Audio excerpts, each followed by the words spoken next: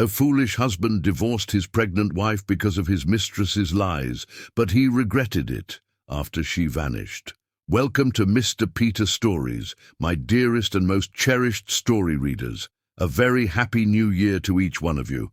As we step into this beautiful new chapter, I want to thank you for being a part of our journey, for your love, your time, and your unwavering support. Are our stories touching your heart? Do they bring a smile to your face or maybe even a tear to your eye? Please let me know in the comments below. I would love to hear from you. Your words mean the world to me, and they inspire us to keep weaving these tales just for you. If you haven't already, don't forget to subscribe to our channel and become a part of our ever-growing family. Together, let's fill this year with more love, joy, and unforgettable stories.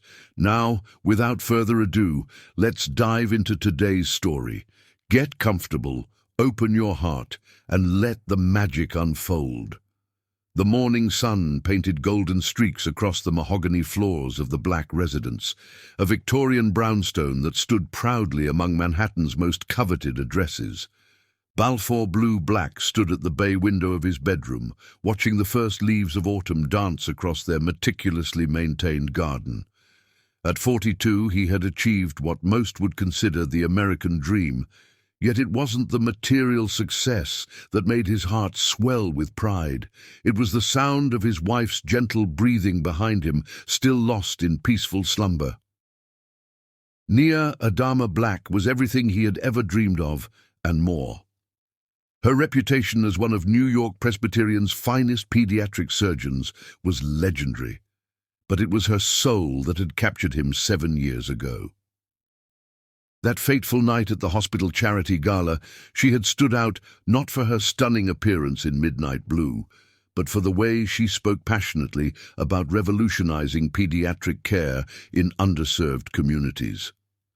While others networked for prestige, she had sketched surgical innovations on a cocktail napkin, her eyes alight with possibility. Their courtship had been like something out of a dream. Balfour remembered their first real date, not at some fancy restaurant, but at a small construction site where he was developing affordable housing.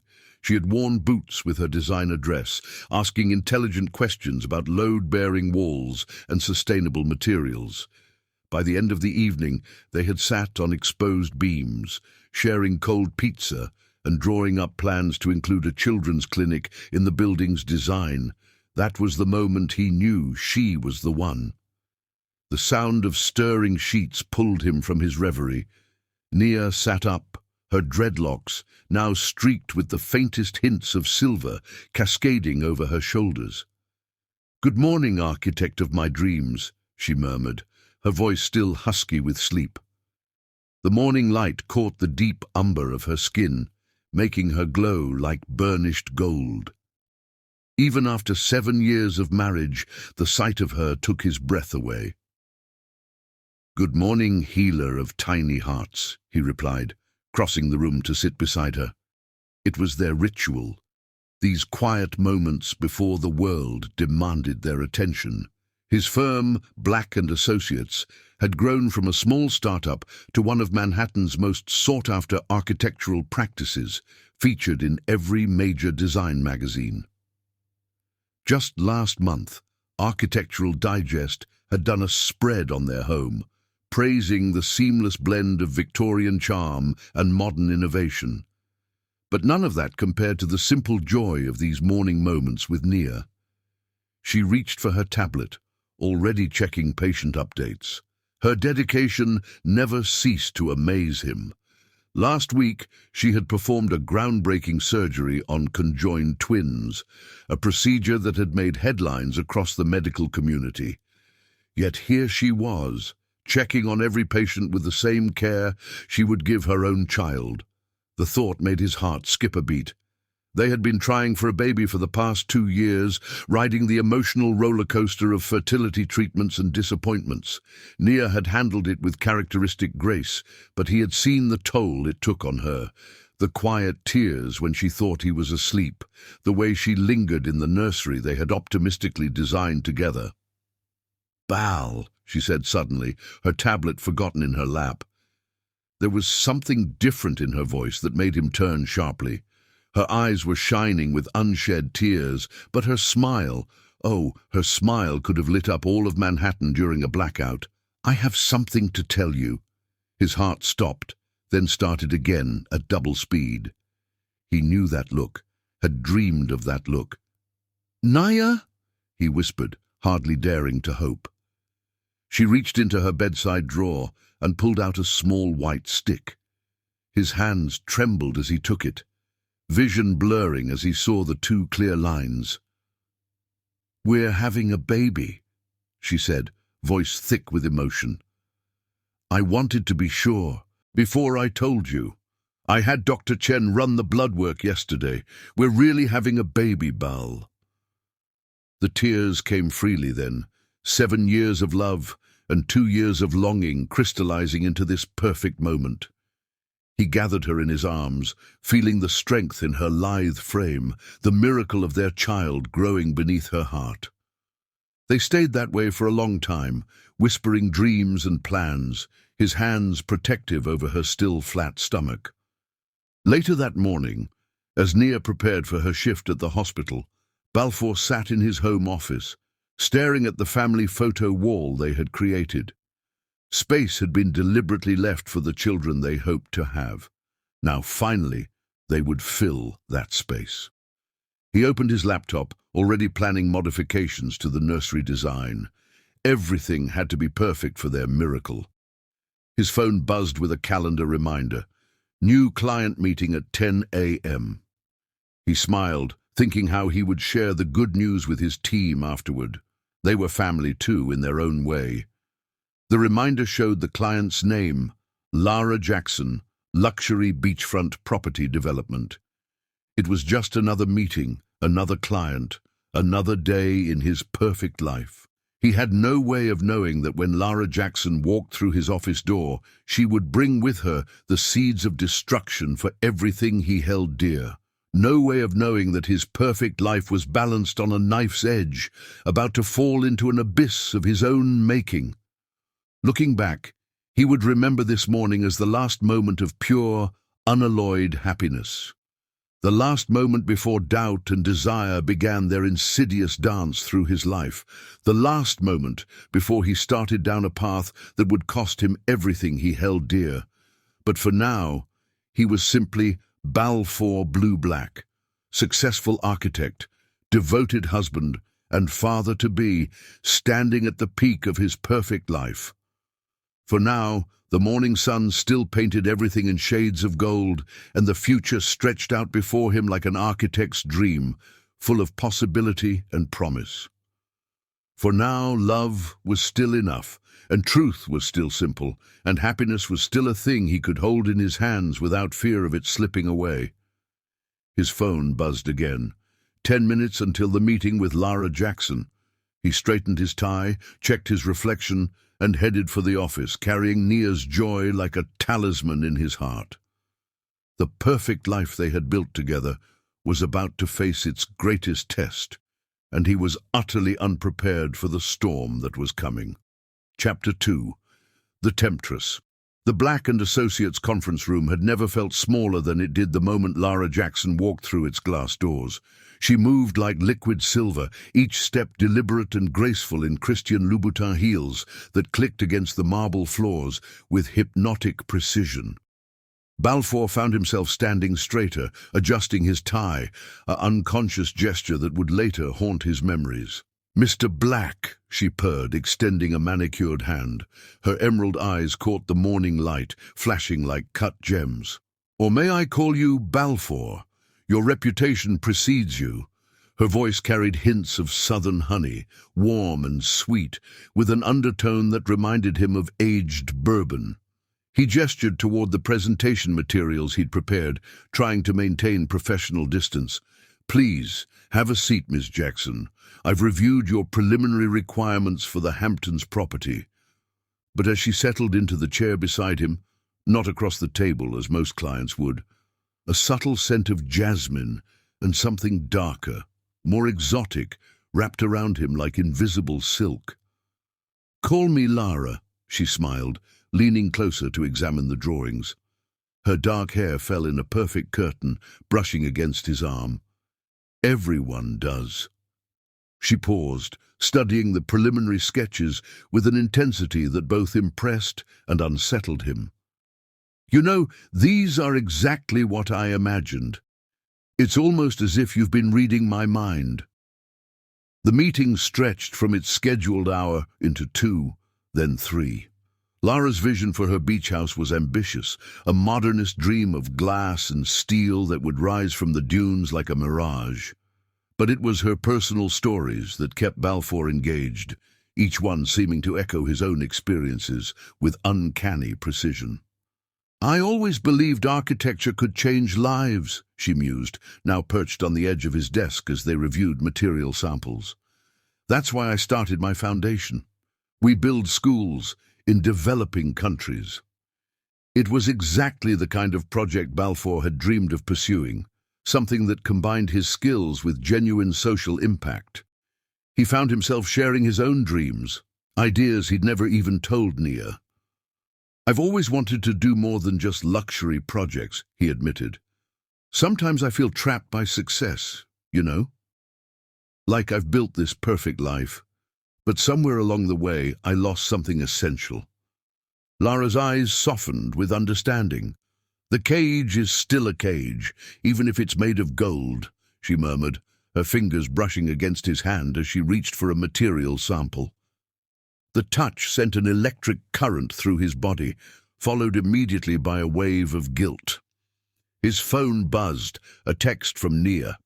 She was having a rough morning with morning sickness and had to cancel her afternoon surgeries. He should have felt concerned, should have wanted to rush home to her. Instead, he felt a flicker of irritation at the interruption. "Everything all right?" Lara asked, her voice laden with genuine-seeming concern. When he explained, her response was perfectly calibrated. "Poor thing. And poor you. It must be hard watching someone you love suffer and feeling so helpless." She paused, then added softly, "My sister went through the same thing. Her husband, well, let's just say not everyone handles the pressure well." Days turned into weeks, and Lara became a constant presence in his office. Each meeting ran long, each conversation delved deeper. She had a way of making him feel understood in ways he hadn't even known he needed. While Nia's pregnancy progressed, bringing with it a parade of doctor's appointments and midnight cravings, Lara represented an escape into a world of pure possibility. She never crossed any obvious lines, never made any overt moves. Instead, she built a web of small moments, a lingering touch here, a shared secret there. She mirrored his interest with surgical precision. Her art collection featured his favorite painters. Her taste in music aligned perfectly with his. Even her philosophical views seemed to complement his own. One evening, as autumn painted Central Park in shades of gold and crimson, they found themselves working late on the beach house plans. Nia had texted to say she was staying overnight at the hospital, monitoring a critical patient. The office was empty, the city lights twinkling beyond the floor-to-ceiling windows. "You know what I love about you, Balfour?" Lara said, standing by the window. The city lights haloed her silhouette, making her look almost ethereal. "You see the world the way I do. We're both dreamers who understand that sometimes, to build something extraordinary, you have to be willing to break what's merely good." She turned to face him, and in that moment she was everything he thought he'd ever wanted. Freedom, passion, understanding, possibility. She represented every road not taken, every dream deferred, in the name of responsibility and propriety. "I shouldn't tell you this," she whispered, moving closer, "but I feel like I've known you all my life, like everything before was just preparation for meeting you." Her hand found his chest, resting over his heart. "Tell me you don't feel it too." The rational part of his brain screamed warnings about Nia, about their baby, about professional ethics. But Lara had spent weeks laying the groundwork, carefully dismantling his defenses brick by brick. Each shared confidence, each seemingly coincidental common interest, each moment of perfect understanding had been a calculated step toward this moment. He stepped back, guilt and desire warring in his chest. "I'm married, Lara.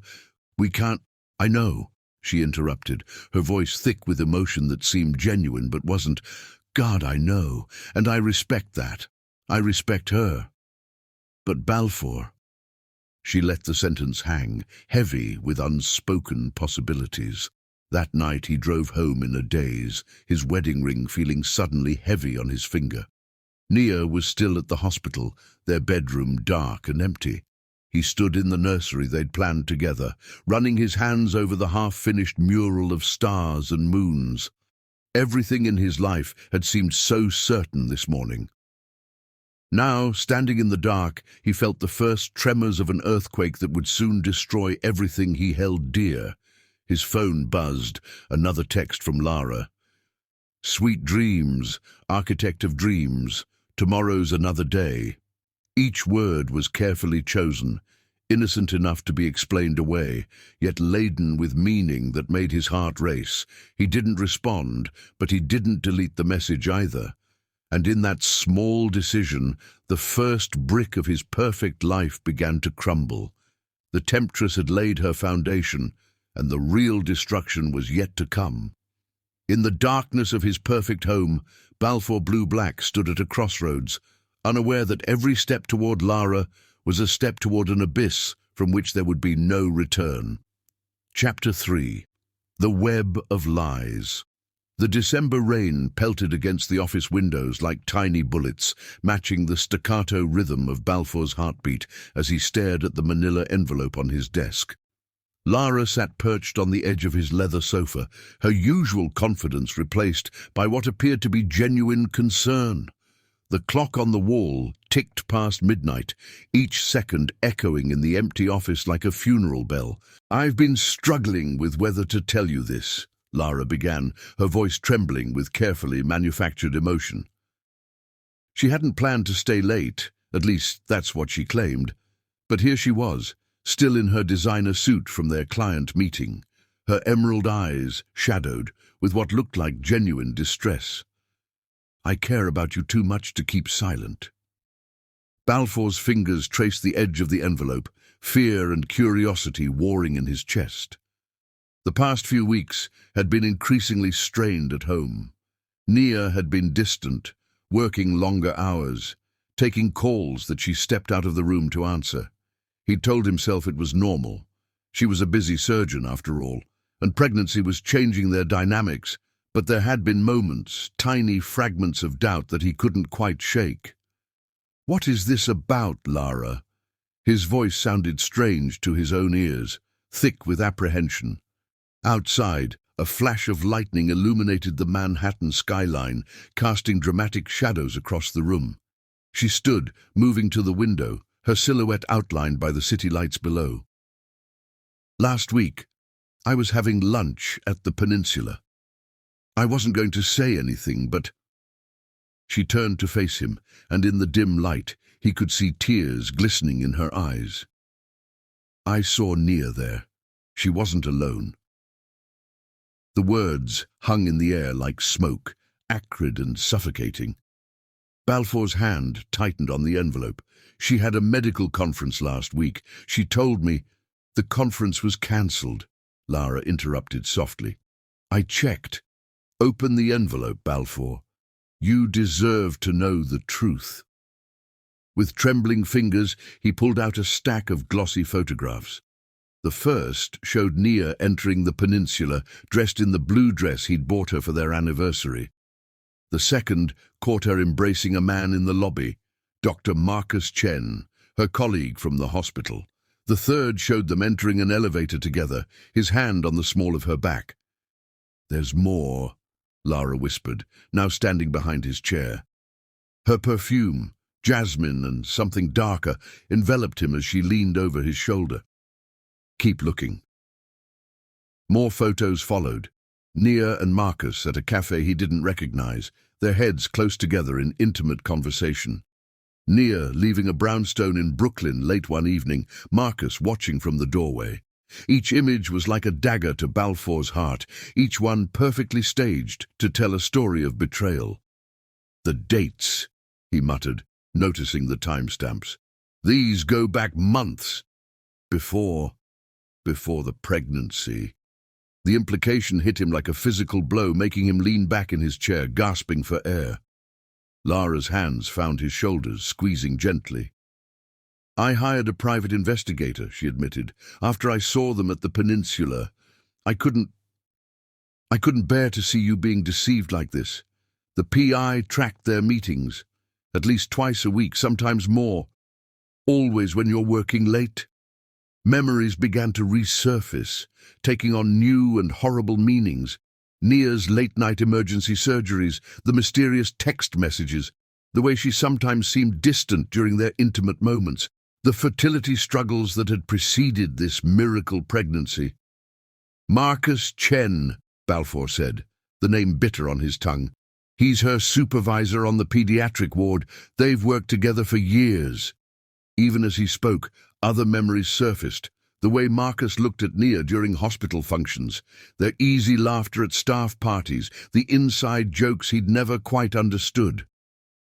There's something else, Lara said, her voice barely above a whisper. She reached into her bag and pulled out another envelope, smaller this time. The PI, he did some digging into Dr. Chen's background. He specializes in fertility treatments, Balfour. He's been helping couples conceive for over a decade. The implication knocked the air from his lungs. No, he whispered. No, she wouldn't. The timing fits, Lara pressed gently. Think about it. All those failed attempts and suddenly she's pregnant. Right when these meetings started becoming more frequent, she knelt beside his chair, taking his hands in hers. I'm so sorry, Balfour. You deserve so much better than this. The room spun around him, years of trust and love crumbling like sandcastles in a storm. Every moment of happiness with Nia now felt tainted, corrupted by the poison of doubt. The nursery they'd planned together, the names they'd discussed late at night, the tiny shoes he'd bought on impulse last week, all of it seemed like props in a cruel theater of lies. What am I supposed to do? He asked, his voice breaking. How can I even look at her? Lara's hands tightened on his. You confront her. You demand the truth. And then... She paused, her eyes meeting his with perfect understanding. Then you decide if you can live with a lie, or if you deserve a chance at real happiness. Thunder rolled outside, nature providing a dramatic backdrop to the destruction of his world. On his desk, his phone lit up with a text from Nia. Missing you. Brought you dinner, but you weren't home. Everything okay? The concern in her message felt like acid on his skin. How many times had she texted him like this after being with Marcus? How many times had she come home, kissed him, made love to him, all while carrying the secret of her betrayal? I should have seen it, he muttered, more to himself than to Lara.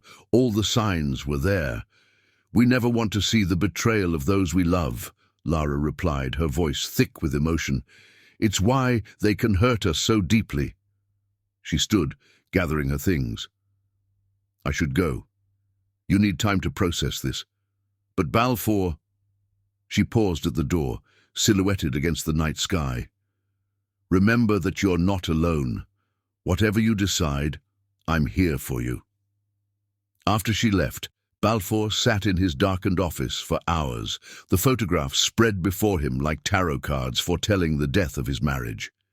Each image told a story of betrayal. Each timestamp marked another moment when his perfect life had been nothing but an elaborate lie. He didn't know then that he was seeing only what Lara wanted him to see. Didn't know that the photographs had been carefully staged, the timestamps manipulated, the entire narrative crafted with surgical precision. Didn't know that even now, Lara was in her own office, reviewing the success of her plan with clinical satisfaction, The seeds of doubt had been planted, and they would grow into thorny vines that would strangle every beautiful thing in his life. In the darkness of his office, surrounded by false evidence of betrayal, Balfour Blue-Black began to plot the confrontation that would destroy everything he held dear. And somewhere in the city, Lara Jackson smiled, knowing that her web of lies had caught its prey perfectly. Chapter 4. The Confrontation. The kitchen of the Black residence had always been Nia's sanctuary. Its marble countertops had witnessed countless intimate moments, midnight snacks shared after her long surgeries, Sunday morning pancake experiments, quiet conversations about their future family. Now, at 2 a.m. on a bitter December night, those same countertops reflected the harsh overhead lights like accusatory spotlights as Balfour spread the photographs across them one by one. Nia stood at the kitchen island, one hand protectively curved over her growing belly, the other gripping the counter so hard her knuckles showed white against her dark skin. She wore one of Balfour's old Harvard sweatshirts, her pregnancy making it fit snugly now. Her dreadlocks were tied back in a loose silk scarf, her face bare of makeup, vulnerable in the harsh light. She looked beautiful, Balfour thought bitterly. Beautiful and guilty. What are these supposed to be? Her voice was steady, but her eyes betrayed her shock as she looked at the images. The Peninsula Hotel, the cafe, the Brooklyn brownstone, her life with Marcus Chen laid bare in glossy 8x10 prints. Don't. Balfour's voice cracked like a whip in the quiet kitchen. Don't insult us both by pretending you don't know exactly what these are. He pulled out his phone, scrolling through texts he'd gathered over the past week. Emergency surgery on the 15th. Funny, because according to these photos, you were having quite an intimate dinner with Marcus that night. Bal, please. Nia reached for him, but he jerked away as if her touch would burn him. The hurt that flashed across her face almost broke his resolve. Almost. 7 years, he continued, his voice rising. 7 years of marriage, Nia. Was any of it real, or was I just, what, convenient, successful, a good cover while you built your career? His laugh was hollow, echoing off the kitchen tiles. God, I was so blind. All those late nights at the hospital, all those conferences, all those emergency calls. Stop it! Nia's voice sharp with anger now. You're not thinking clearly. Marcus is my colleague, my mentor. These pictures, they're not what they look like. Someone is manipulating you. Manipulating me. Balfour slammed his hand down on the counter, making the water glasses rattle. Like you've been manipulating me. The fertility treatments, Nia. Did you think I wouldn't find out? All those months of trying, failing. Was that just an act too? Were you laughing at me behind my back while Marcus gave you what I couldn't? The color drained from Nia's face. How dare you? She whispered, her voice trembling with rage and hurt. How dare you reduce everything we've been through to this conspiracy you've created in your head? Those treatments were real. Every disappointment, every tear, every moment of hope, they were real. And the baby? The question hung in the air like poison gas. Is it even mine? The slap echoed through the kitchen before either of them realized Nia had moved. The sting on his cheek was nothing compared to the agony in her eyes. I have never, she said, each word precisely enunciated through tears, been unfaithful to you. Not once. Not ever. That child growing inside me is yours, Balfour Blue-Black, and the fact that you could even question that shows how far you've fallen. She moved to the photographs, picking them up one by one. The Peninsula? That was a medical ethics board meeting. Marcus was there because he's on the board. The cafe, we were discussing a complicated surgery for conjoined twins. The Brooklyn address. That's where we run a free clinic for underprivileged children every Wednesday night. Every single one of these moments has an explanation, but you didn't even ask. You didn't come to me with your doubts. You just condemned me. There are timestamps, Balfour insisted, but his voice had lost some of its certainty. Dates, times. all of which could be verified if you'd bothered to check with the hospital, with my colleagues, with anyone other than whoever fed you these lies. Nia's voice broke. Who did this, Bal? Who poisoned your mind so completely that you could look at me who has loved you through everything, and see a traitor? The name Lara rose to his lips but died there. Saying it would make this real, would admit that he had let another woman turn him against his wife. Instead, he grabbed one of the photos, Nia and Marcus embracing in the hotel lobby. Explain this then. This doesn't look professional. That was the day I found out I was pregnant, Nia said quietly.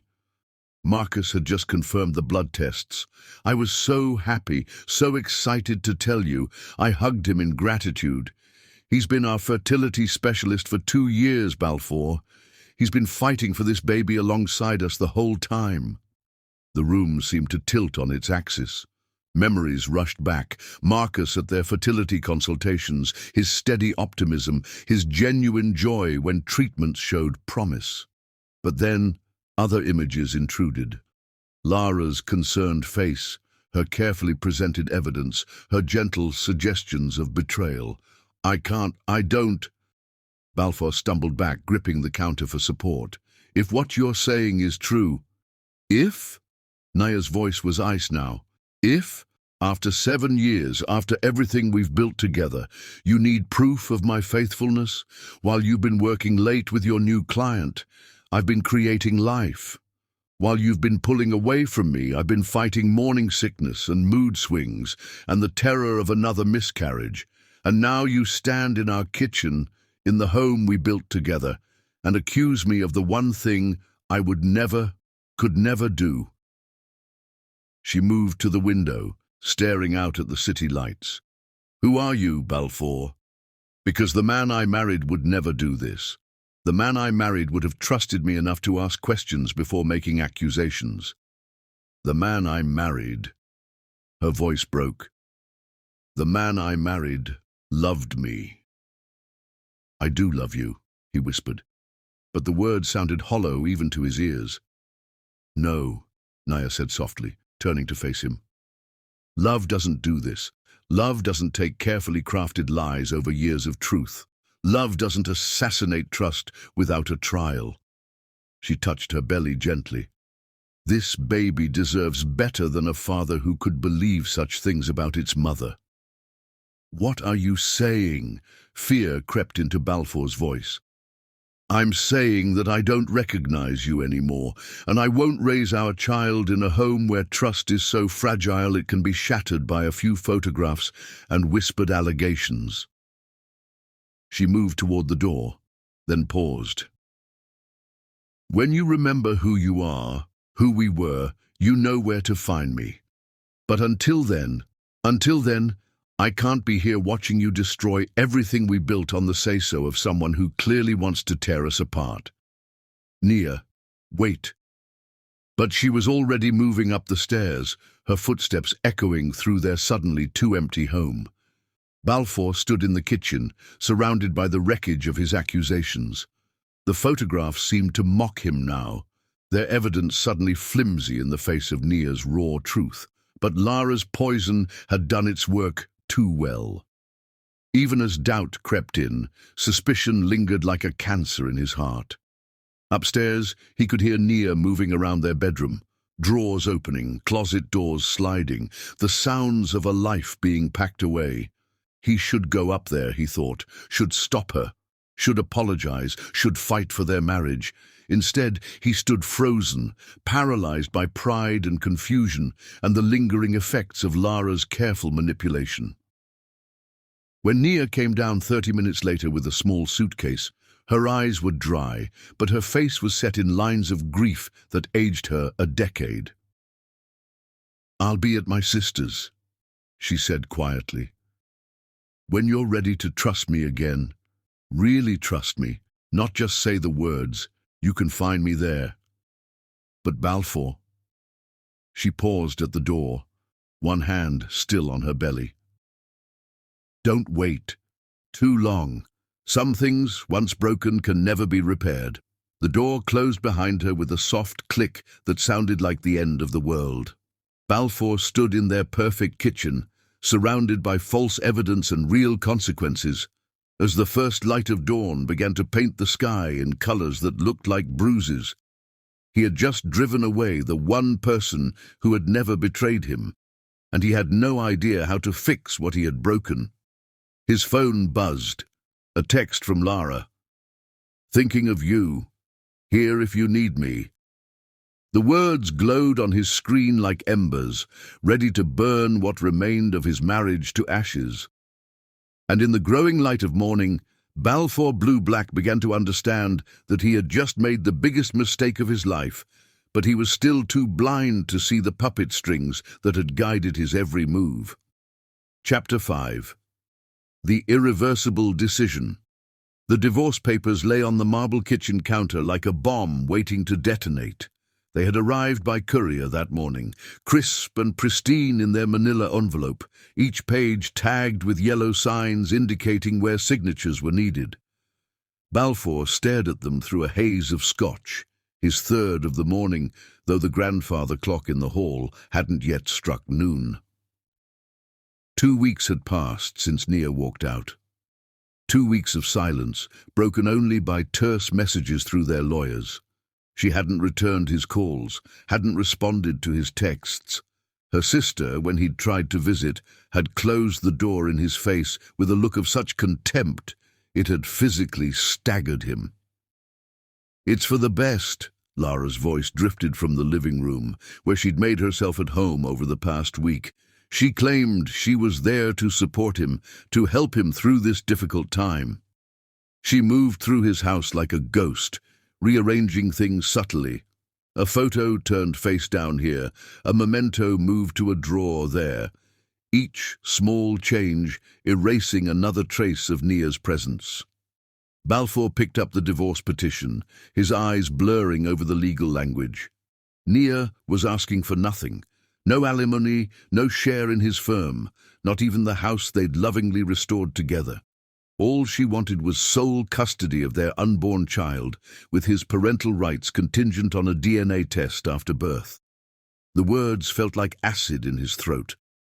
Petitioner seeks sole custody due to respondents' demonstrated inability to maintain basic trust and mutual respect essential to co-parenting, as evidenced by false accusations of infidelity and emotional abuse during pregnancy.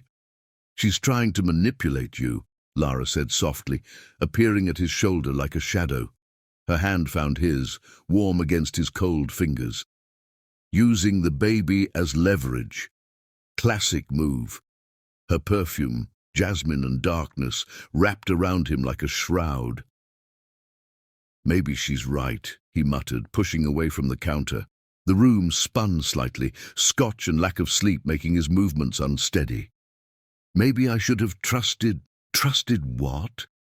Lara's voice sharpened. "Your eyes? The evidence? Your own instincts that told you something was wrong?" She moved to the window, sunlight creating a halo around her silhouette. "You saw the photos, Balfour, the timestamps, the pattern of deception." But doubt had begun to creep in, growing stronger with each passing day. Memories haunted him. Nia's face when he accused her, the absolute truth in her eyes when she denied the allegations, the way her hand had protectively cradled their unborn child. Their child, not Marcus's, never Marcus's. His phone buzzed.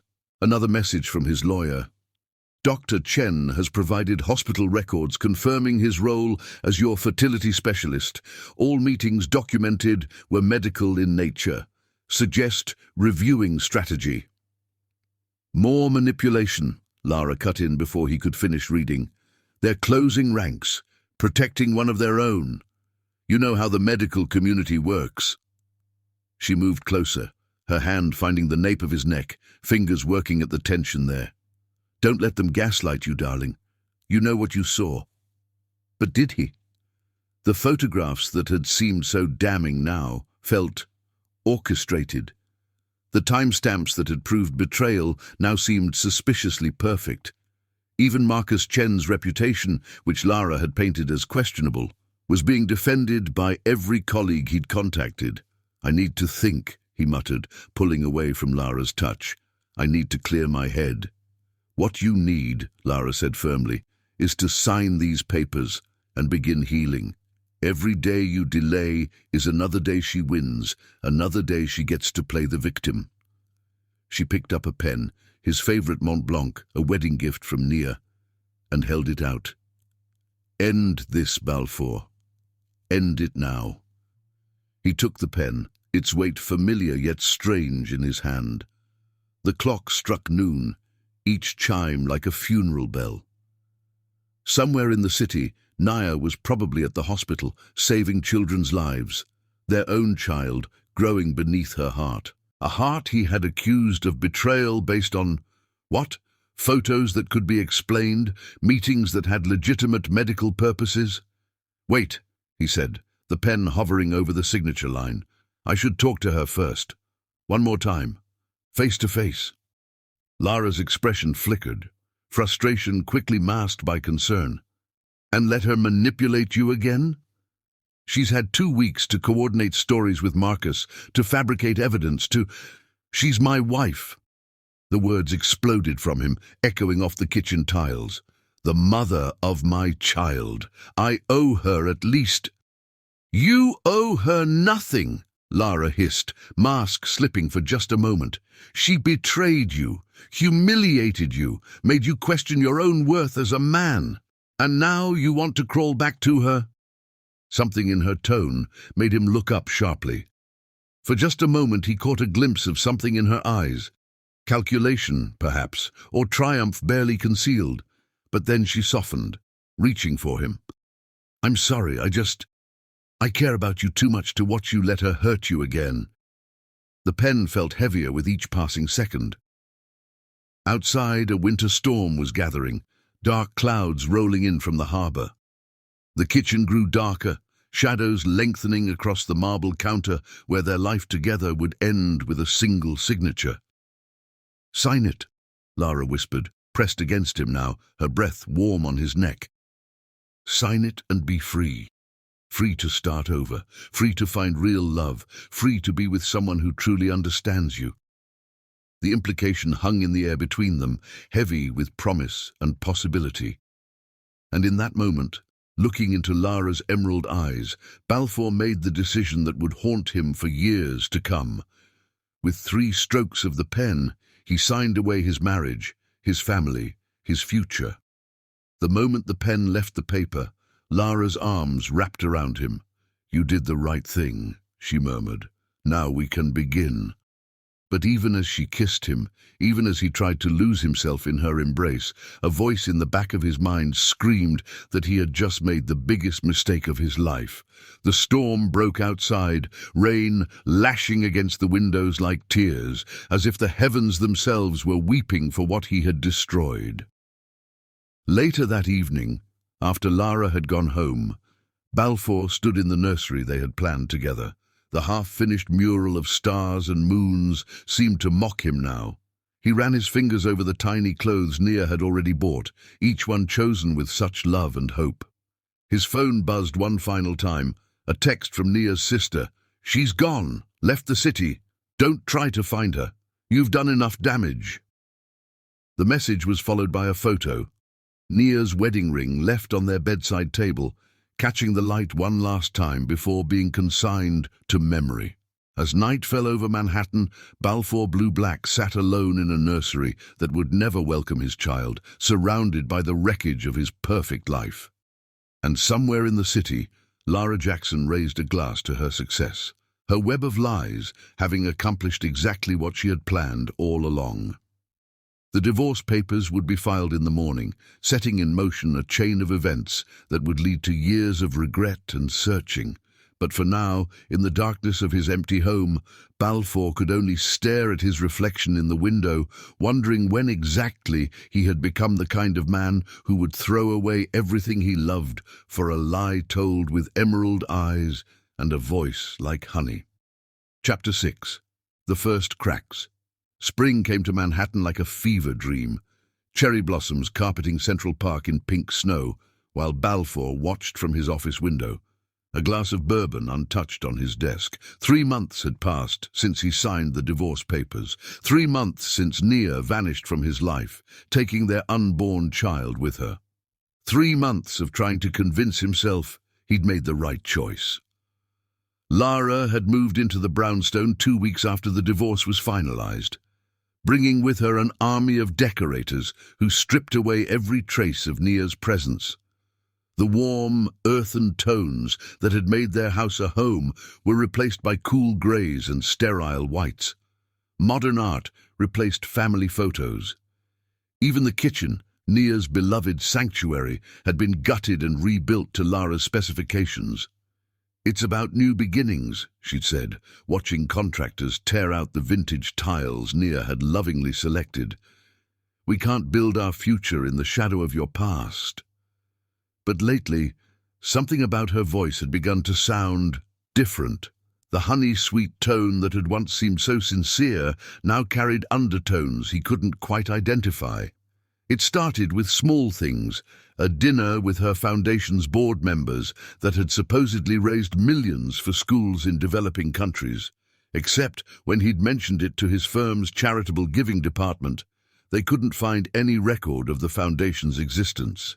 "Oh, we're very private," Lara had explained, her laugh tinkling like breaking glass. "We operate through a network of shell companies to maximize tax efficiency." The explanation made sense, but something in her eyes, a flicker of calculation perhaps, had planted the first seed of doubt.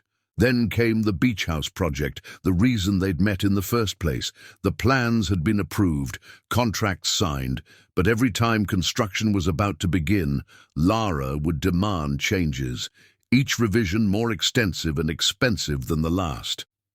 "I just want it to be perfect," she'd purr, running her fingers through his hair as she reviewed the latest changes. "Like us." But the revisions always required more money, more transfers, to accounts he never quite got full documentation for. The first real crack appeared during a charity gala at the Metropolitan Museum of Art.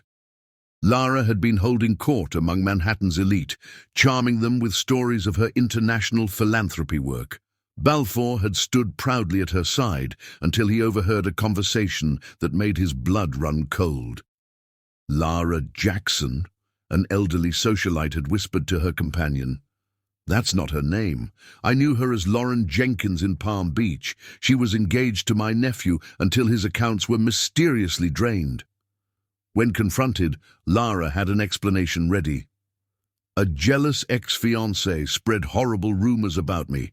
I had to change my name to escape the harassment. I should have told you, but I was afraid." Her tears had seemed genuine, her distress real. He'd held her, comforted her, pushed aside his doubts. But the cracks kept appearing, widening like fissures in a dam. A chance meeting with one of his banking clients. The offshore account numbers she provided for the construction payments. "They don't match any known banking protocols." A whispered warning from his private investigator. "The photos of your wife, the ones that started all this, there are inconsistencies in the metadata, signs of manipulation." An urgent call from his accountant. "Mr. Black, there are irregularities in your recent transactions. Significant sums being transferred to untraceable accounts." Each time, Lara had an explanation. Each time, her stories became more elaborate, more convincing. But each time, the doubt grew stronger. One rainy evening, he found himself in his home office, staring at the safe where he kept their most important documents. Something had been nagging at him, a detail that didn't quite fit. Opening it, he began to review the papers inside, property deeds, investment certificates, his grandmother's jewelry. The first missing item he noticed was small, a pair of diamond cufflinks he'd inherited from his father. Then larger things began to stand out, documents showing transfers he didn't remember authorizing, contracts with signatures that looked almost, but not quite, like his own. "Looking for something?" Lara's voice from the doorway made him jump. She stood there in a black silk robe, emerald eyes unreadable in the dim light. Just organizing, he said, forcing a smile. Something seemed to be missing. Really? She moved into the room like liquid shadow. Like what? My father's cufflinks, for one. Some paperwork. Oh, those old things. Her laugh was light, practiced. I had them reappraised and stored in a safety deposit box. More secure that way. I meant to tell you. But something had changed in her voice, a hardness creeping in beneath the honey-sweet tone. As she moved closer, Balfour caught a glimpse of her phone screen, illuminated by an incoming message. The name at the top sent a chill down his spine. Marcus Chen. Why are you in contact with Nia's colleague? The question came out sharper than he'd intended. Lara's expression flickered, surprise quickly masked by confusion. Who? Oh, the doctor. I'm not. Must be a different Marcus Chen. But he'd seen the message preview. Transfer complete. No trace. Don't lie to me, he said quietly, years of suspicion crystallizing into sudden clarity. What's going on, Lara? What have you done? For a moment, just a moment, her mask slipped. The calculating predator beneath the seductive surface showed itself in the curl of her lip, the cold assessment in her eyes. Then it was gone, replaced by wounded innocence. Darling, you're tired, stressed. Let me run you a bath and we can... No. He stood, moving away from her reaching hands. No more deflections, no more explanations. I want the truth. The truth? She laughed, but it wasn't her usual musical sound. This laugh was sharp, brittle. The truth is that you're pathetically eager to believe the worst about those closest to you. You threw away a faithful wife and unborn child because a virtual stranger showed you some staged photos. The truth, Balfour, is that you've been played like the fool you are. The words hit him like physical blows. The photos, they were fake. Of course they were fake. She was dropping the act now, her true nature emerging like a snake shedding its skin. Everything was fake. The foundation, the beach house project, the chance meetings, all of it carefully orchestrated to get exactly what I wanted. Which was what? But even as he asked, he knew. The missing documents, the unauthorized transfers, the drained accounts. Money, darling. It's always about money. She moved to the safe, spinning the dial with familiar ease. Did you really think someone like me would want someone like you, a boring architect playing at being a family man? The safe door swung open, revealing empty spaces where his most valuable papers had been. By now, most of your liquid assets have been transferred through a complex web of offshore accounts. The property deed to this house has been remortgaged 3 times, with the proceeds safely tucked away where you'll never find them. Even your firm's client accounts have been, shall we say, restructured. Horror dawned as the magnitude of her deception became clear. Every moment of their relationship had been calculated, every intimacy a performance designed to blind him to her true purpose. Why? The question emerged as barely a whisper. Why go to such lengths? The fake photos of Nia, the elaborate scheme. Because men like you don't leave happy marriages for obvious cons, she said, her voice clinically detached now. You needed to believe you were the wronged party, the noble victim seeking solace in the arms of someone who understood you, and you played your part perfectly. She moved to the door, pausing to look back at him with something almost like pity. The irony is, she really did love you, your wife. I watched you together before I made my move. The way she looked at you, that kind of love is rare. And you threw it away because you were too proud, too insecure, too easily manipulated to trust it. I'll expose you, he threatened, reaching for his phone. Call the police. With what evidence? She smiled, and it was like watching frost form on a window. Every transaction was authorized with your signature, or a reasonable facsimile thereof. Every transfer approved through proper channels. And by tomorrow morning, Lara Jackson will cease to exist, just like Lauren Jenkins did in Palm Beach and Lisa James did in Chicago. The grandfather clock in the hall began to strike midnight as Lara, or whatever her real name was, walked out of his office and out of his life, taking with her not just his fortune, but the last shreds of his self-respect. In the deafening silence that followed, Balfour Blue Black sat in his stripped-bare office, surrounded by the evidence of his own staggering gullibility. Somewhere in the city, Nia was carrying their child, lost to him because he had trusted a beautiful lie over a lifetime of love and truth.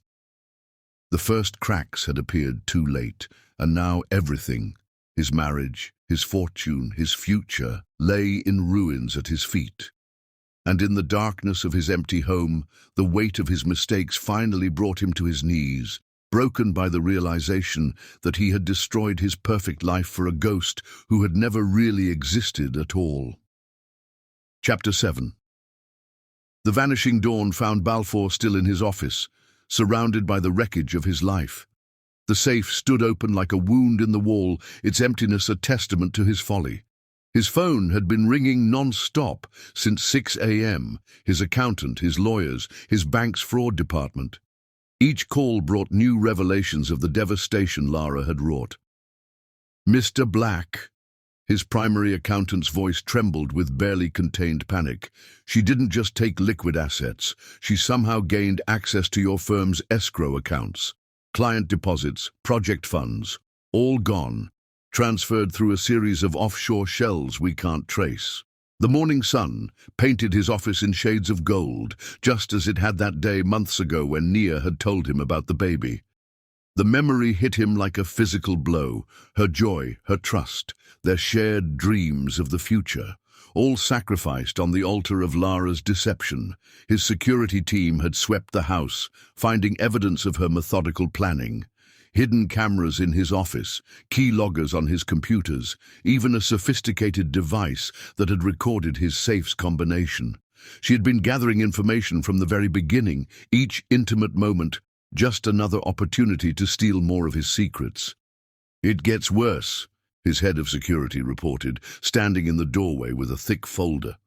"We've been running background checks on everything she ever told you. The foundation never existed. The beach house property, still owned by the original family, they've never heard of her. Even her Harvard MBA, no record of anyone matching her description ever attending." The folder contained profiles of her previous cons: Lauren Jenkins in Palm Beach, Lisa James in Chicago, Lyra Johnson in Seattle. Different names, different faces, but the same methodical destruction of wealthy men who had trusted her. Some had lost millions, others their companies, all of them their dignity. His phone buzzed with a text from an unknown number. "Check your personal email. L." With trembling fingers, he opened his inbox to find a single message. The subject line read simply, "The truth you deserved." Inside was a video file and a brief message. "Consider this my parting gift. You should know exactly what you threw away." The video began playing, showing security footage from the Peninsula Hotel. The timestamp matched one of the photos she had used to prove Nia's infidelity. But this angle showed the whole scene: Nia embracing Marcus after receiving the pregnancy confirmation, then immediately calling Balfour's office, calls he had ignored that day because he was with Lara. More footage followed, Nia at the Brooklyn clinic, treating underprivileged children. The cafe meetings with Marcus, clearly showing medical files and surgical plans spread across the table. Each moment Lara had twisted into evidence of betrayal, now revealed as innocent professional interactions. "You were so eager to believe the worst," Lara's voice purred in a final audio message. "So desperate to find betrayal that you couldn't see the loyalty right in front of you. I almost felt bad about it, almost." The sun had fully risen now, illuminating the destruction of his life in harsh detail. His phone kept buzzing, his firm's partners calling emergency meetings, banks freezing accounts, clients demanding explanations. But all he could focus on was a small ultrasound photo he found hidden in his desk drawer, the last trace of Nia and their child. He tried calling her sister again, desperate now to explain, to apologize, to beg forgiveness. The number had been disconnected. Every trace of Naya had vanished as completely as Lara had, leaving him alone with his regret. His private investigator arrived around noon, looking grim. "She's good," he admitted, spreading photos across the desk. "Changes identities like most people change clothes. We've found records of at least 7 different names, but they're probably just the tip of the iceberg." The photos showed Lara in various guises: blonde in Chicago, redhead in Seattle, brunette in Palm Beach. Different looks, different stories, but always the same predatory gleam in those emerald eyes. Eyes he had trusted, eyes that had led him to destroy his real happiness for an elaborate illusion. "What about her connection to Marcus Chen?" Balfour asked, remembering the text he'd glimpsed. Was he involved? The investigator shook his head. Dr. Chen was another victim. She blackmailed him into silence, threatened to destroy his medical career if he tried to warn you. The text you saw, that was about a transfer of medical records. She's been selling confidential patient information on the dark web. Each new revelation was another knife in his gut. Not only had he wrongly accused Nia, but he had failed to protect her privacy, her patient's privacy. The damage Lara had done spread out like ripples in a pond, touching lives he hadn't even considered. By evening, the full scope of her deception had become clear. His firm was on the brink of collapse, his reputation in tatters. The brownstone, his and Nia's dream home, would have to be sold to cover just a fraction of the losses. Even his grandmother's jewelry, pieces meant to be passed down to their child, had vanished into whatever black market Lara used to fence her stolen goods. There might be a way to trace some of the money, his forensic accountant suggested during their 4th emergency meeting of the day. If we can prove fraud, the banks might— "It doesn't matter," Balfour interrupted, staring at the ultrasound photo. "None of it matters anymore, because the truth had finally crystallized in his mind. The money, the house, his firm, they were all just things. What he had really lost, what he had thrown away with both hands, was worth more than all of it combined. Somewhere in the world, Nia was carrying their child, believing he had betrayed her trust in the worst possible way." As night fell over Manhattan, Balfour sat in the nursery they had planned together, now stripped bare of all the joy and hope it had once contained. On his phone, he played the video from the peninsula again and again, torturing himself with evidence of Nia's innocence, of his own blind stupidity. The moon rose over the city, casting long shadows through the empty house. In his office, phones kept ringing with more bad news, more revelations of disaster. But Balfour remained in the nursery, surrounded by ghosts of what might have been, haunted by the knowledge that he had destroyed something precious and irreplaceable for a woman who had never really existed at all. His only company was a single envelope Lara had left on his pillow, containing one final twist of the knife, the original, unaltered photographs that had started it all, along with a note in her elegant hand. "The best cons are the ones where the mark does all the work himself. You wanted so badly to believe she could betray you that you never stopped to wonder why. Your pride made you the perfect target. By the time you read this, I'll be gone, taking everything you valued, except what you threw away yourself. That guilt is yours to keep. Forever yours, Lara, or whatever name you knew me by." Outside, a spring storm broke over Manhattan, rain lashing against windows that no longer felt like they belonged to him.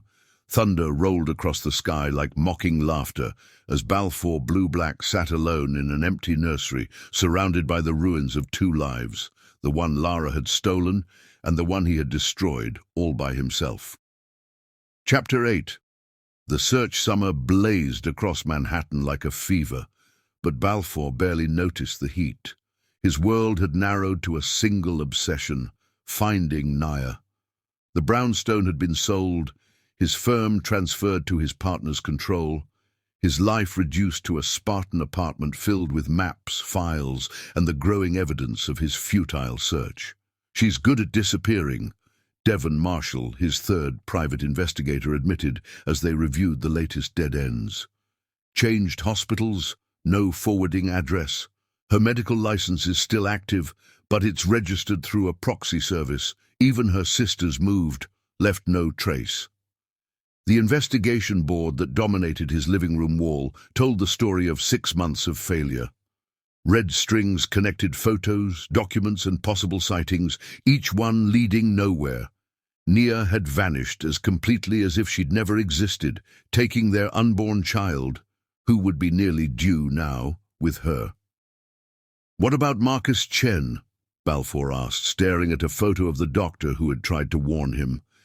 "Any contact?" Devon shook his head. "Transferred to Johns Hopkins 3 months ago. Says he hasn't heard from her since she left, but—" He hesitated, pulling out his tablet. "We did find something interesting in the hospital records. A week before she disappeared, she requested her entire patient history be transferred to a facility in Seattle." Hope flared in Balfour's chest, only to be extinguished by Devon's next words. "We checked. The facility doesn't exist. It was a dummy address. Classic misdirection." Balfour moved to the window, watching the city shimmer in the summer heat.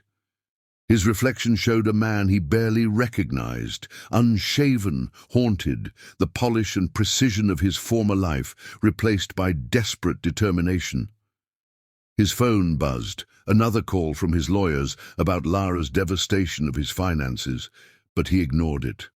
Money meant nothing now. Finding Nia was all that mattered.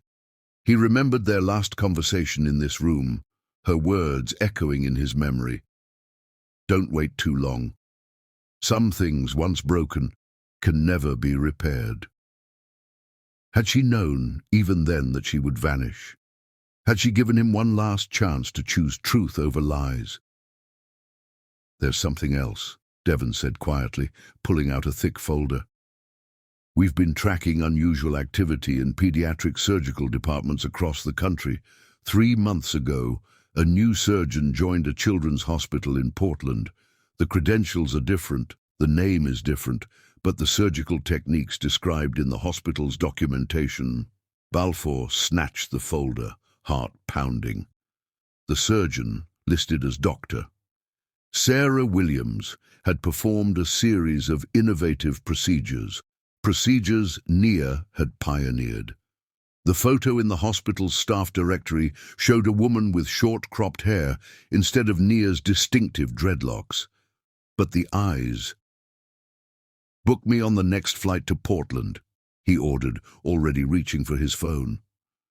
But Devon's hand on his arm stopped him. "It's not her," the investigator said gently. "We already checked. Dr. Williams is 62 years old, been practicing for 30 years. She studied under Nia at a conference years ago, learned her techniques." Another dead end. The folder slipped from Balfour's fingers, papers scattering across the floor like fallen leaves. Each one represented another false hope, another path leading nowhere. He slumped into his chair, the weight of 6 months of failure pressing down on him. "Tell me something," he said, staring at the investigation board. "In all your years doing this work, have you ever seen someone disappear this completely?" Devon was quiet for a long moment.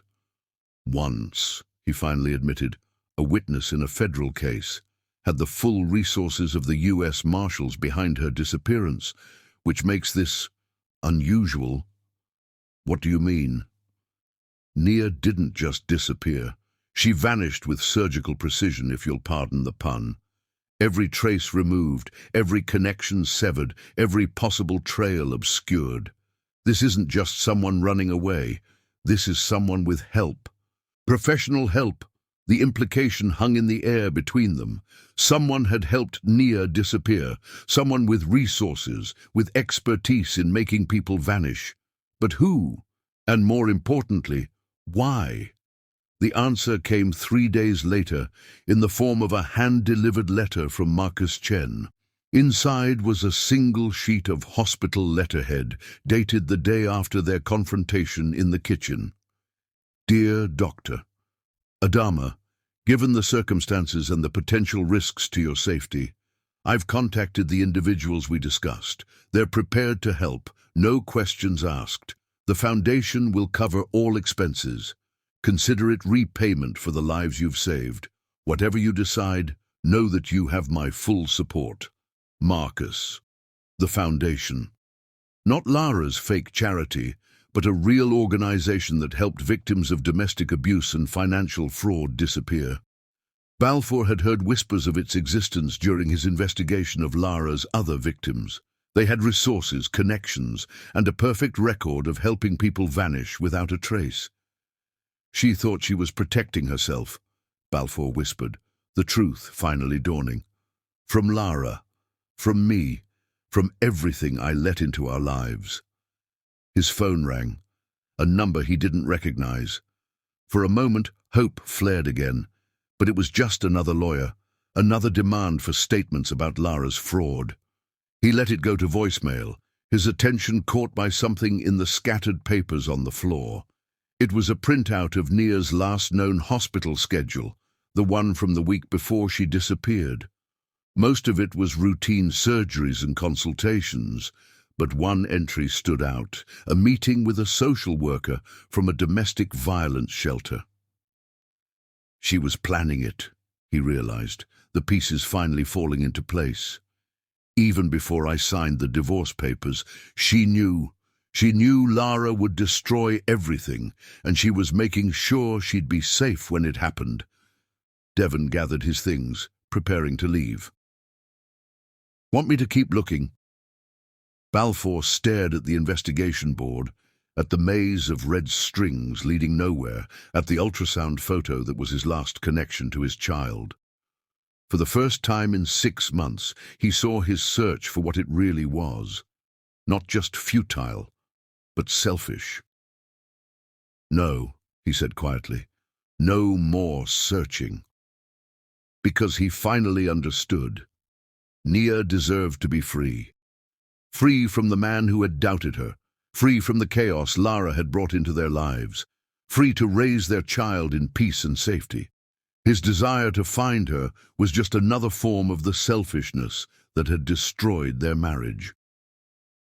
That night, as summer lightning flickered over Manhattan, Balfour took down the investigation board. Each photo, each document, each dead end was carefully filed away. Only the ultrasound remained, tucked into his wallet like a talisman. His phone buzzed one last time, a text from Marcus Chen. She's safe. The baby's safe.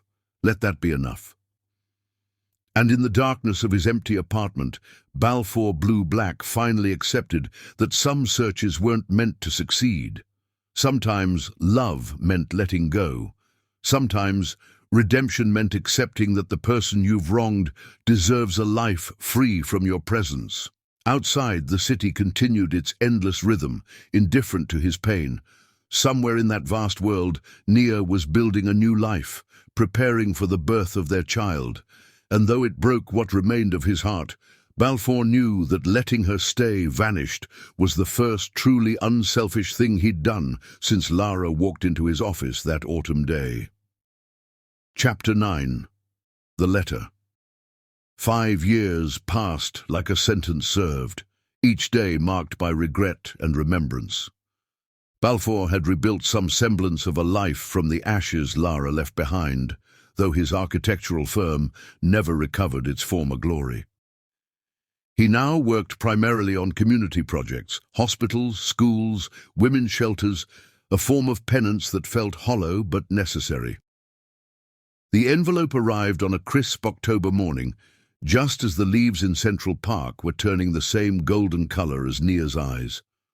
No return address, no identifying marks, just his name written in unfamiliar handwriting.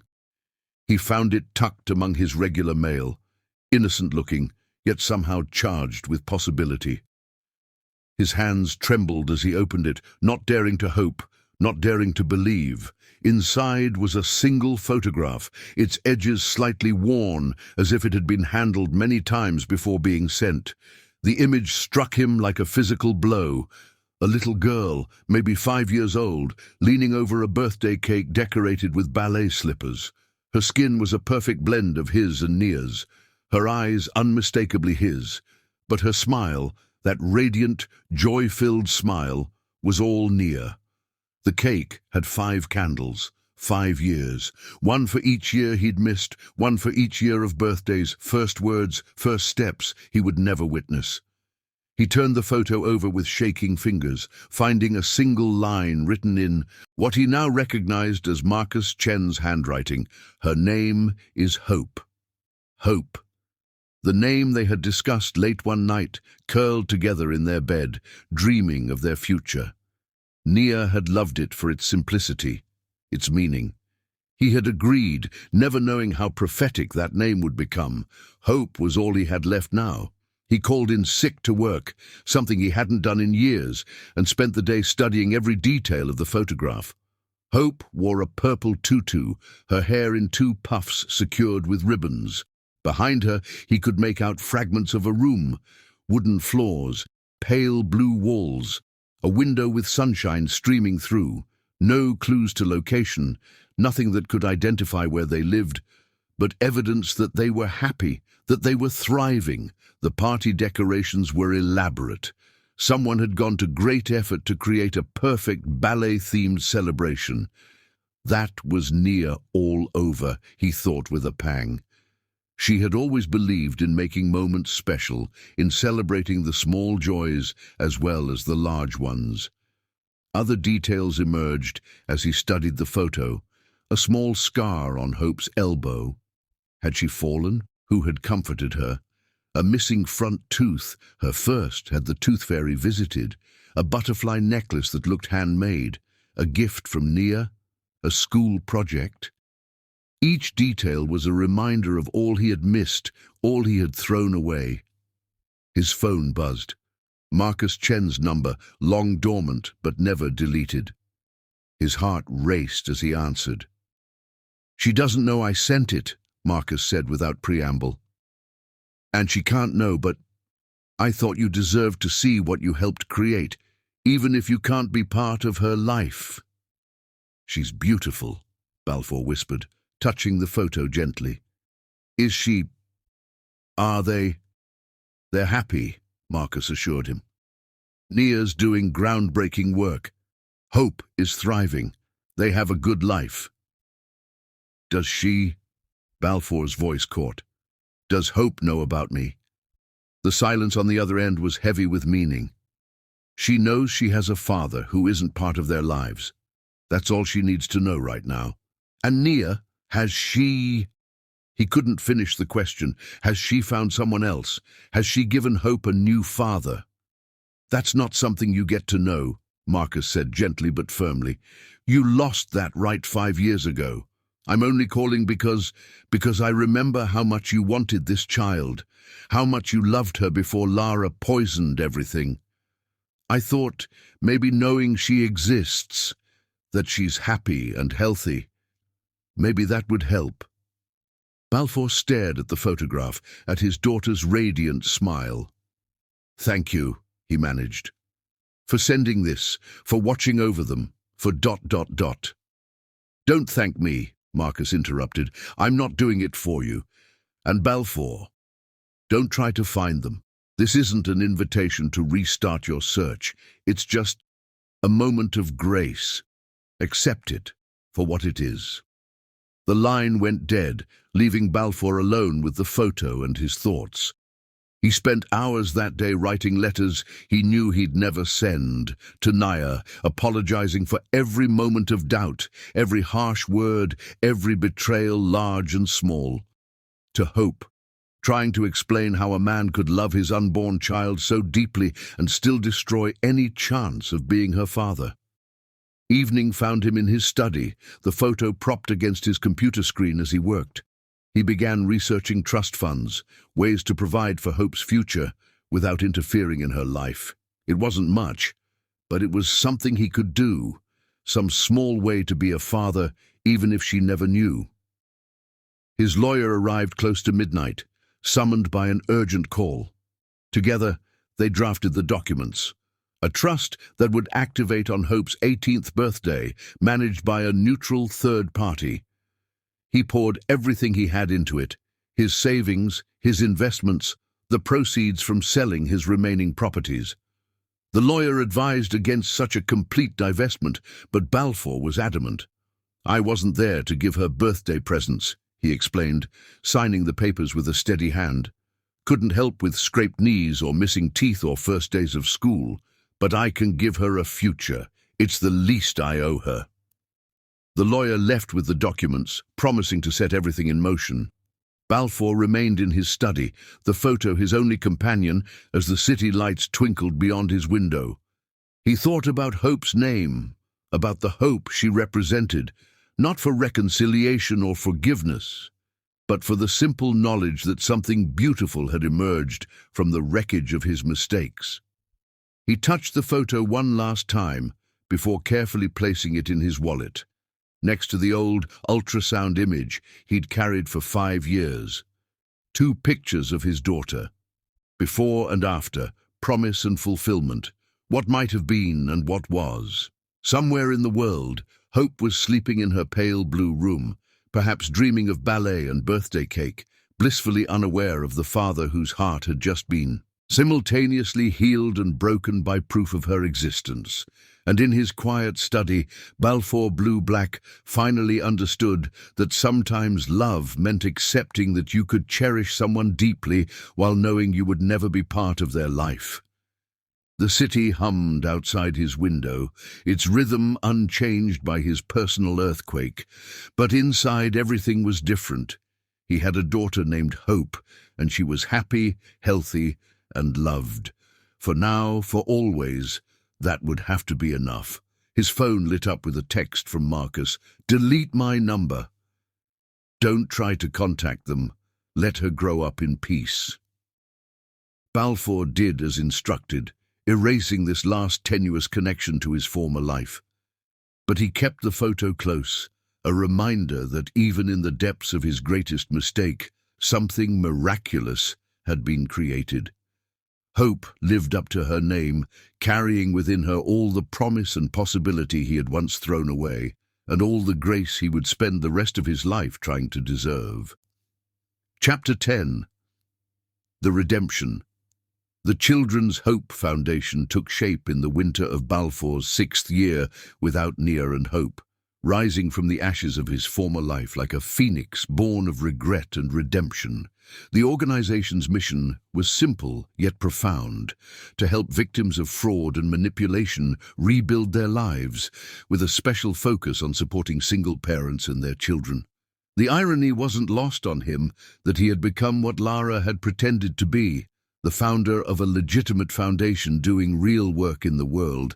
But unlike her elaborate fiction, the Children's Hope Foundation was built on solid ground, funded by what remained of his personal fortune and supported by others who had been victims of similar schemes. "You're sure about this?" his financial advisor asked as Balfour signed over the last of his investment portfolio. "The trust fund for Hope is one thing, but this is everything else you have." Balfour looked around his new office, smaller and simpler than his architect's suite had been, but somehow more meaningful. The walls were covered with thank you letters and children's drawings, evidence of lives already touched by the foundation's work. "I'm sure," he said quietly. Money was what let Lara destroy my life. Maybe using what's left to help others rebuild theirs is the closest thing to justice I'll ever get. The Foundation's first major project was a partnership with New York Presbyterian Hospital, Nia's former workplace. Together, they established a program providing free medical care to children whose families had been devastated by financial fraud. Each time he visited the pediatric ward, Balfour felt Nia's absence like a physical ache, but he pushed through it, determined to honor her work, even if he couldn't be part of her life. Dr. Marcus Chen, though initially skeptical, became an unexpected ally in this endeavor. While he never revealed anything about Naya and Hope's whereabouts, he helped shape the medical program, ensuring it reached those most in need. "She'd be proud of this," Marcus said one evening, reviewing the latest program statistics. "Not of you," he added quickly, seeing hope flare in Balfour's eyes. "But of what you're building here. It's what she always wanted to do." The foundation grew, expanding beyond New York to other cities. Each new location was chosen with careful consideration, deliberately avoiding any area where Balfour's private investigators suggested Nia might have settled. He was keeping his promise not to search for them, even as his work followed in her footsteps. One rainy Tuesday, a young mother came into his office clutching paperwork and looking lost. Her story was painfully familiar. A con man had swept into her life, gained her trust, and systematically destroyed everything she had built. But unlike Balfour's story, her children were living this nightmare with her. "I don't know what to do," she whispered, tears mixing with the rain on her face. "We have nowhere to go, no one to turn to." Balfour thought of Hope, of the photograph he still carried in his wallet, of the life he had forced Nia to build alone. "Yes, you do," he said firmly. "You have us now." The foundation sprang into action. Within hours, the family was settled in safe housing. By the end of the week, the children were enrolled in new schools, their mother in job training. A month later, she had a stable position and a real chance at a fresh start. It became a pattern. Each family they helped was another small step toward redemption, another chance to prevent someone else from suffering as he had made Naya suffer. The foundation developed a comprehensive support system: legal aid, counseling, job placement, housing assistance. Everything Balfour wished he could have provided for Nia and Hope, he now provided for others. The years rolled by, marked by small victories and quiet achievements. The foundation helped draft legislation protecting fraud victims, established support groups, created educational programs, teaching financial literacy and healthy relationship skills. Each initiative was named after Hope: the Hope Legal Fund, Hope's Haven Housing Program, Project Hope Mentoring, though only Balfour knew the true significance of the name. On Hope's 7th birthday, he always knew the date, though he could never celebrate it. Balfour sat in his office late into the night, looking at her photograph. She would be in 2nd grade now, probably bringing cupcakes to class, maybe still taking ballet lessons. The ache of missing these moments had never diminished, but it had evolved into something almost sacred, a private ceremony of remembrance and regret. His computer chimed with an email notification. Another success story. A mother and daughter, recently helped by the foundation, had just moved into their own apartment. The attached photo showed them standing proudly in their new home, surrounded by donated furniture and smiling like they'd won the lottery. The daughter was about Hope's age, with the same radiant smile. For a moment, the resemblance was so strong it took his breath away. But this wasn't his child to claim, just as the good work he was doing wasn't his path to forgiveness. Some debts could never be repaid. A knock at his door revealed Marcus, making one of his rare visits. "Thought I'd find you here today," he said, setting down a cup of coffee. 7 years. 7 years, Balfour echoed, touching the photograph in his wallet. "Is she—" "She's fine," Marcus cut him off gently. "They both are, but that's not why I'm here." He pulled out a newspaper, pointing to an article about the Foundation's latest initiative. "This program you're launching for children of fraud victims, it's good work, really good work." "It's not enough," Balfour said quietly. "It will never be enough." "No," Marcus agreed. "It won't. But it's something, and sometimes something is all we can offer." He paused, then added, "Naya's Research Foundation made a donation this morning. Anonymous, of course, but she knows what you're doing here. She sees it." The revelation hit Balfour like a thunderbolt. Somewhere out there, Nia was aware of his efforts, was even supporting them in her own way. It wasn't forgiveness, he knew better than to hope for that, but it was something. After Marcus left, Balfour worked late into the night, refining plans for the Foundation's next project. Outside his window, the city lights twinkled like stars, each one representing a life touched by their work, a family helped, a child given hope. In his wallet, Hope's photograph seemed to glow with its own light, a beacon guiding him forward. He couldn't be her father, couldn't watch her grow up or help shape her future directly. But through the foundation that bore her name, he could help create a world a little more worthy of her, a little more protected from the kind of destruction he had once enabled. It wasn't redemption. Nothing could redeem the choices that had led him here.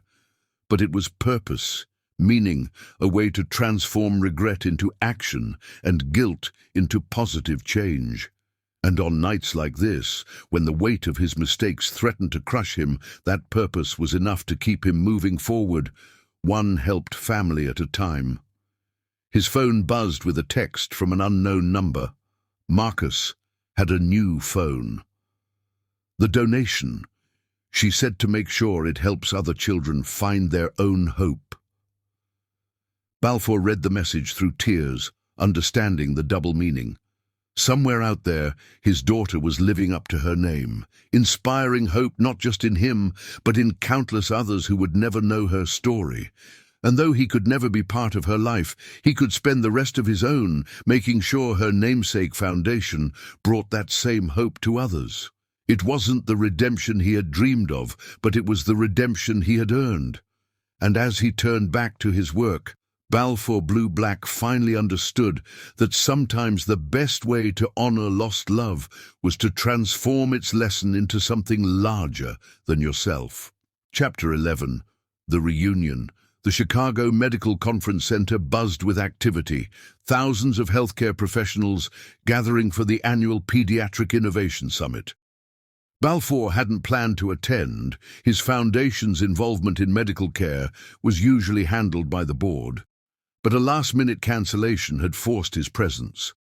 Now, standing in the crowded auditorium, he felt fate's hand in his reluctant journey here. The keynote speaker was listed simply as Dr. N. Williams, pioneering pediatric surgeon. No photo in the program, no detailed biography, just a brief outline of groundbreaking surgical techniques that had revolutionized infant heart surgery.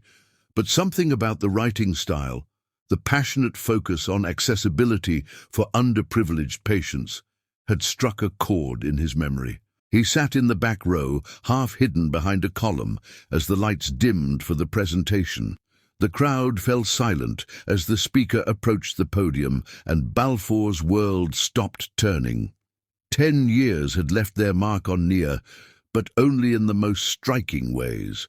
Her dreadlocks were gone, replaced by a crown of silver-streaked natural curls that framed her face like a halo. Designer suits had given way to elegant simplicity, a cream blouse, charcoal slacks, low heels. But it was her presence that commanded the room, a quiet authority that needed no artificial enhancement.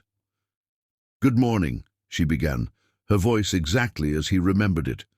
"We're here today to discuss not just surgical innovation, but access to care, because what good is advancement if it only serves the privileged few?" Balfour sat transfixed as she presented, watching her command the room with the same passion that had first drawn him to her 15 years ago.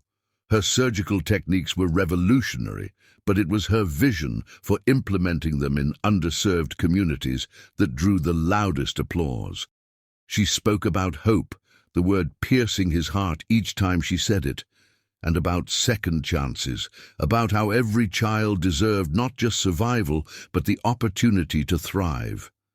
About a network of clinics she'd established, bringing cutting-edge care to families who would otherwise fall through the cracks. It wasn't until the Q&A session that their eyes met across the crowded room. He saw the moment she recognized him, saw the slight falter in her professional demeanor before she recovered, smoothly answering another question about surgical protocols. But her eyes kept finding him in the crowd, like a compass needle seeking north. The session ended to thunderous applause. Colleagues swarmed the stage, eager to speak with her, but she managed them with practiced grace, slowly working her way toward the back of the auditorium, toward him.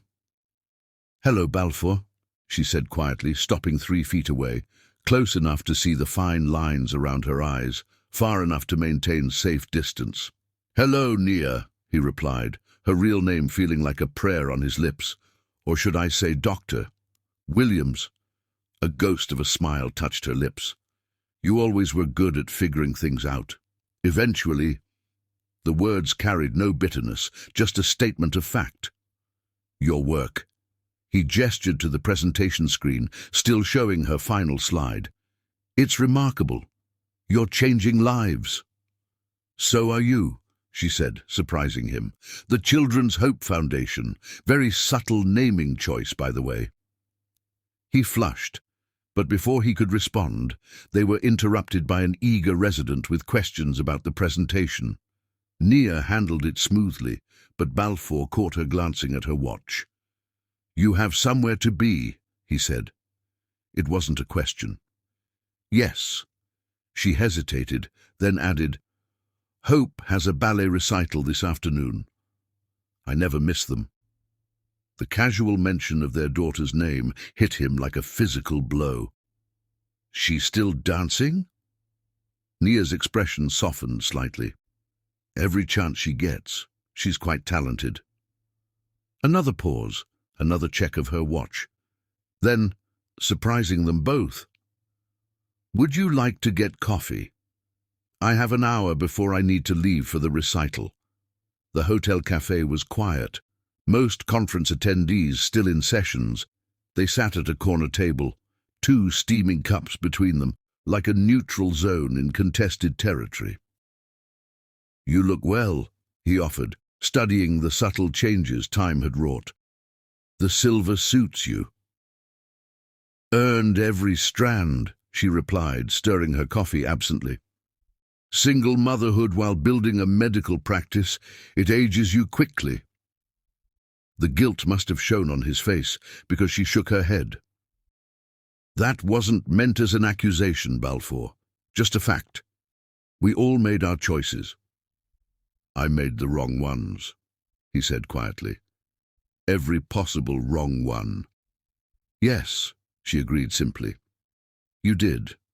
But—" She gestured to the conference program, open to a page about the Foundation's medical assistance program. "You've tried to make something good from it. That counts for something." They sat in silence for a moment, years of unspoken words hanging between them. Finally, Balfour gathered his courage. "How is she?" "Really?" Nia's face transformed as she spoke about their daughter. "She's brilliant, stubborn, has your eye for design and my inability to sit still. She's taking advanced classes, wants to be either a doctor or a professional ballerina. This week at least." She pulled out her phone, hesitated, then turned it to show him a recent photo. Hope at 10, tall for her age, beaming in a ballet costume. His heart clenched at how much she'd grown since the birthday photo he carried. "She asks about you sometimes," Nia admitted, putting the phone away. "I've never lied to her. I tell her that you're her father, that you're not part of our lives, and that it's complicated. When she's older, if she wants to know more—" "You'll tell her everything?" The thought terrified him. "I'll tell her the truth, that you made a terrible mistake, that you've tried to make amends in your own way, and that the choice to know you will be hers to make." The fairness of this response, so characteristic of Nia's inherent grace, brought tears to his eyes. "Thank you," he whispered, "for raising her so well. For everything." She was quiet for a long moment, stirring her coffee. The foundation's work. It's helped a lot of people, saved a lot of families from what happened to us. It's not enough, he said, echoing his words to Marcus years ago. It will never be enough. No, she agreed, but it's something, and something is better than nothing. She checked her watch again. I need to go. Hope's waiting. They stood, the moment drawing to its inevitable close. Nia, he said as she gathered her things. I know it doesn't change anything, but I'm sorry. More sorry than I have words to express. She looked at him for a long moment, really looked at him, seeing perhaps how time and regret had changed him. I know, she said finally. I've known for years. It's why I let Marcus send you the birthday photo. It's why I donate to the foundation. It's why... She took a deep breath. It's why I'm going to give you this. She pulled out a business card, blank, except for an email address. Not for regular contact, she cautioned, but maybe once a year, around her birthday. A photo, an update, something. Balfour took the card with trembling fingers, recognizing the magnitude of this gesture. Thank you, he whispered. Don't make me regret this, she said quietly. Then, gathering her professional demeanor around her like armor, goodbye, Balfour. Take care of yourself. He watched her walk away, elegant and assured, until she disappeared into the crowd of conference attendees. Only then did he look down at his cold coffee and let the tears fall. His phone buzzed. Marcus, of course. Heard you two met. You okay? No, he texted back honestly, but maybe, someday, I will be. Outside the hotel, Chicago's spring sunshine painted the world in shades of possibility. Somewhere in the city, his daughter was preparing to dance, his ex-wife was hurrying to watch her, and a door he had thought forever closed had opened just a crack. It wasn't forgiveness, nothing so complete or simple, but it was something. And as Balfour Black clutched the business card that represented a tiny bridge to his daughter's future, he understood that sometimes something was more than enough. Chapter 12. The New Beginning. They didn't fall back in love. Life isn't a fairy tale, and some breaks are too clean to mend. But over the next 5 years, something new grew in the space between them, something neither had expected. A careful friendship built on shared concern for their daughter and mutual respect for the people they had become. The annual emails became quarterly, then monthly.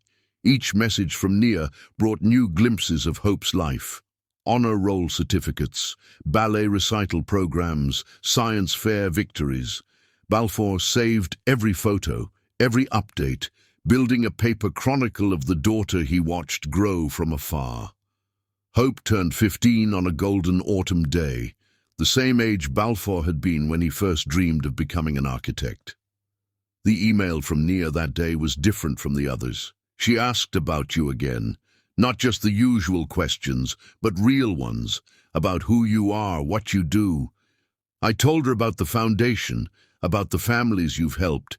She wants to know more. Are you ready for that? The question haunted him for days.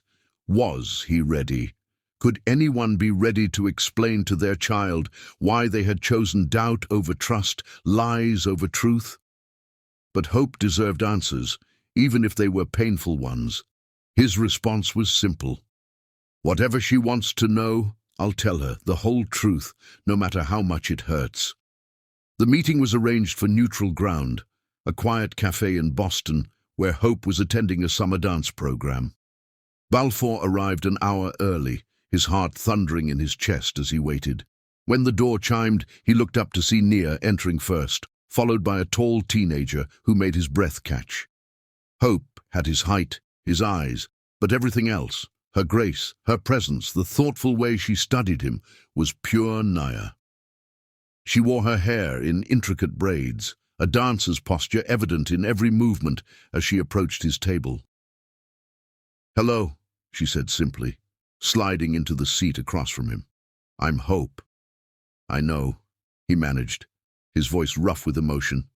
I've I've thought about you every day since before you were born." She nodded, processing this. "Mom told me some of it, about the woman who lied to you, who stole everything, about how you believed her instead of Mom."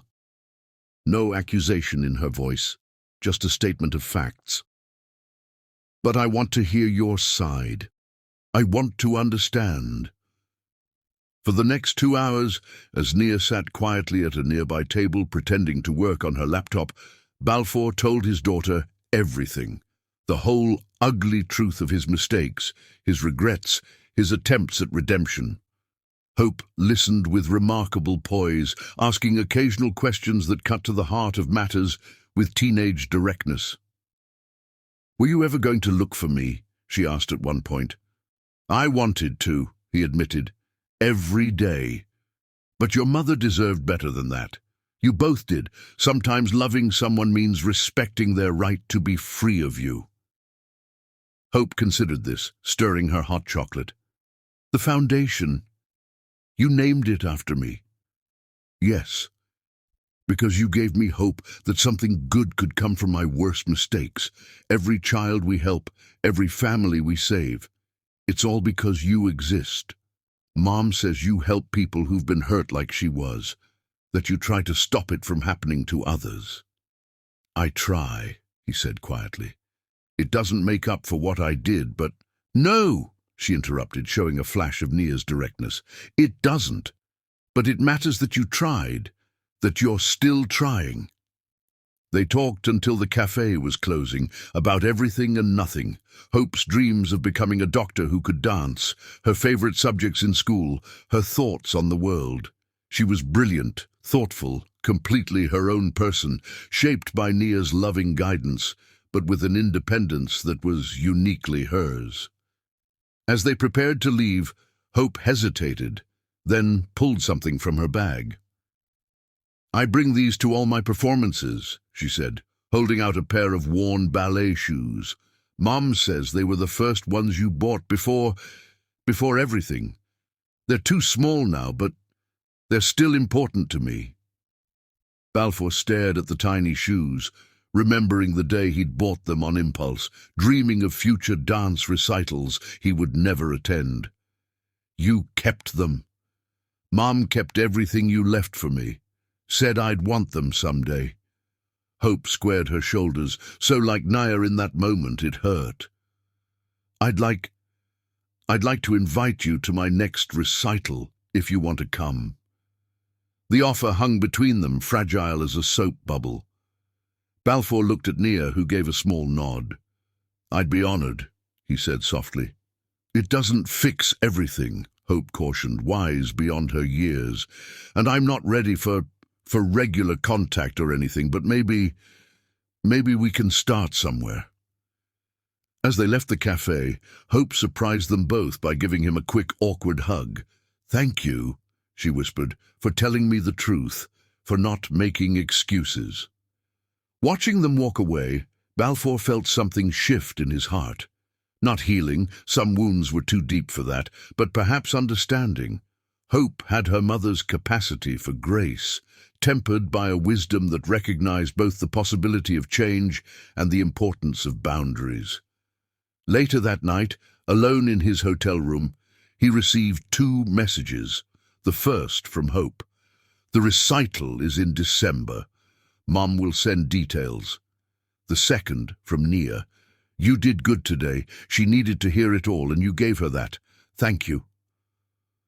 Outside his window, Boston's lights twinkled like stars, each one representing a story of loss and redemption, of mistakes and consequences, of new beginnings built from the ashes of what was lost. In his wallet, he still carried the first photo of Hope, now joined by today's memories. They would never be a conventional family. Too much had happened for that. But maybe they could be something else. 3 people bound by love and loss, finding their way toward a future that honored both the pain of the past and the possibility of tomorrow. His phone buzzed one last time. A message from Marcus. "Heard about today. Remember what I told you years ago? Sometimes something is enough." And sitting there in the quiet night, Balfour Blue Black finally understood that love wasn't about grand passions or dramatic reconciliations. Sometimes it was about accepting the consequences of your choices while remaining open to the grace of new beginnings. Sometimes it was about learning that redemption doesn't erase the past, but builds something new beside it. Hope had given him her truth, Naya had given him a chance, and together they had given him something he had lost 15 years ago. Not forgiveness, not restoration, but possibility. The possibility that even the worst mistakes could lead to growth, that broken things could become beautiful in new ways, and that sometimes the end of one story was just the beginning of another. It wasn't a fairy tale ending, those belong in stories simpler than this one, but it was real and true, and filled with its own kind of hope. And for now, for always, that would be enough. In the end, Balfour learned that love isn't about grand passions or intoxicating moments. It's about trust, truth, and the quiet strength to admit when you've been catastrophically wrong. Sometimes, the greatest love stories aren't about romantic reconciliation, but about finding peace in the aftermath of destruction and building something new from the ruins of what was lost. My beautiful story reader, I know your time is precious, and I won't take much of it, just 30 seconds. But before you leave, I have a small request. Today marks the beginning of a brand new year, and with it comes hope, dreams, and the chance to grow together. I want to make you a promise. If you subscribe to this channel today, you won't just be joining a community, you'll be joining a family. Our stories, our moments, and our journey are special, and I'd hate for you to miss out. Once you lose us in the vast sea of YouTube, it might be hard to find your way back. So, please, take a leap of faith. Let's walk into this new year together, as a family that shares stories, emotions, and memories. Hit that subscribe button, and let's make this year unforgettable, together.